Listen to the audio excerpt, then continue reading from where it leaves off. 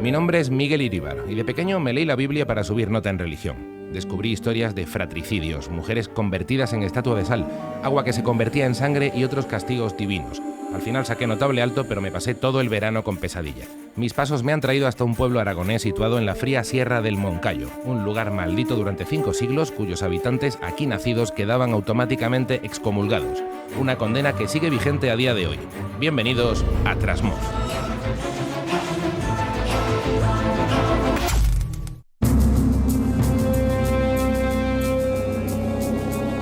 La expulsión del reino de los cielos de este pueblo tuvo un claro responsable, el abad del monasterio de Veruela, a 4 kilómetros de este mismo castillo.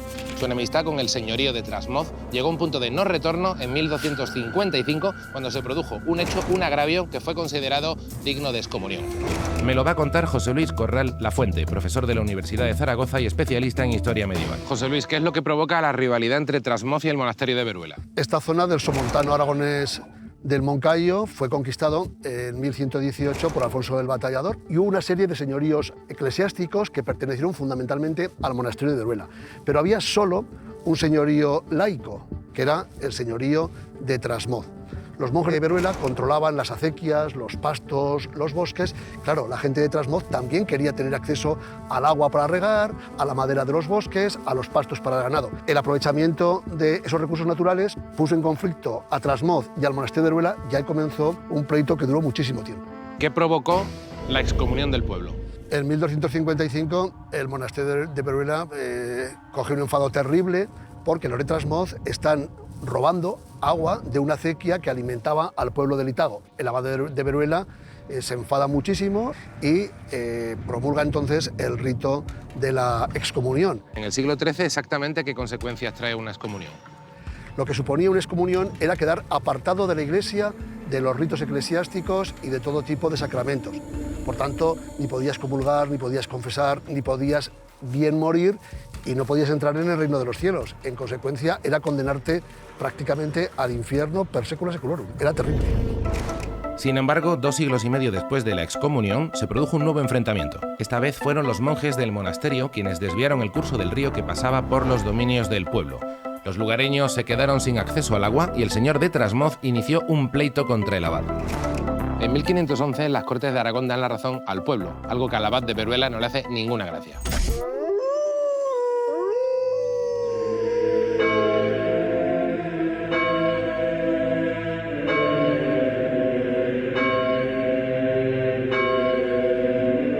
Nada podían hacer los monjes contra la ley de los hombres, pero la Iglesia tenía sus alternativas. El abad escribe al Papa y solicita permiso para maldecir al pueblo de Trasmoz.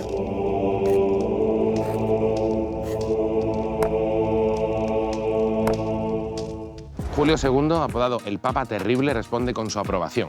Claro, para eso era el Papa Terrible. Los monjes del monasterio de Veruela se preparan para un ritual sin precedentes que va a durar toda la noche. Me lo cuenta Óscar Castán, historiador y vecino de Trasmoz. Tras la misa mayor que se realizaba con todos los monjes del monasterio, un diácono, es decir, un monje y el abad, sacaban una cruz, la ponían encima del altar, la cubrían con un trapo negro y iban recitando una serie de versos sacados del Salmo 108 del Antiguo Testamento, que se denomina el Salmo de la Maldición, y en estos versos pues iban maldiciendo al señor de Trasmoz, a sus súbditos y a sus posesiones. Cada vez que acababa un verso, el diácono tocaba una campana para marcar el final de cada verso y que así tuvieran más fuerza al recitarlos. Que sus hijos queden huérfanos y su mujer viuda. Que un usurero se apodere de sus bienes. Que extraños arrebaten sus sudores. Que su posteridad sea exterminada y en una generación se borre su apellido. Ya que amó la maldición, recaiga sobre él. A partir de esa maldición se supone que el abad de Veruela y los monjes corrieron el rumor de que el señor de Trasmoz tenía pactos demoníacos y hacía determinados rituales diabólicos. Y de ahí pues se supone que es el origen de todas las leyendas que Becker recogió y hizo famosas sobre brujas y seres maléficos que habitan el castillo. En 1863, Gustavo Adolfo Becker, enfermo de tuberculosis, viene a este monasterio buscando aire puro para sus pulmones. Y escribe Cartas desde mi celda, la historia del asesinato de la tía Casca, la última bruja de Trasmoz, un relato que solo alimenta aún más la leyenda negra de este pueblo.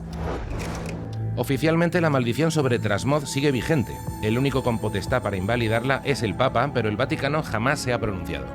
Me voy de Trasmoz con la sensación de que aquella disputa unió para siempre para la posteridad a dos enemigos irreconciliables. Porque hoy, 7 siglos después de aquella primera excomunión, es imposible hablar de este pueblo sin mencionar también a los monjes que lo maldijeron. La historia no está exenta de cierta ironía.